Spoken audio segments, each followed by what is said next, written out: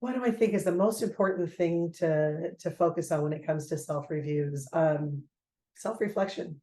I know that everybody's usually focused on how do I write the review so that my manager's happy with it, or that I get the rating that I want to get ratings. And I'm gonna I can spend hours telling you that by the time we're at the end of your review, if you haven't been doing performance management throughout the year and having those discussions, then you're probably not going to have the most productive conversation at the end of the year. But if you just centered around this idea that these reviews are there for you to really take an honest reflection on what it is that you accomplished this year based on the goals that were set, the changes that happened, and really sat back and went, what do I want to learn? Because at the end of the day, 5 years from now, the manager that you're reporting to may or may not be the one working with you, but you'll be there.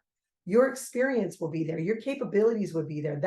Those are the pieces that are going to get you in the long haul, whatever version of success that you've got set out for yourself, for your career. So when you're doing these reviews, focus on that. What are you learning about yourself? And you taking the time to do that self-reflection is a huge part of that. Ideally, you have a manager who's helping you to maybe look at things that you can't see on your own.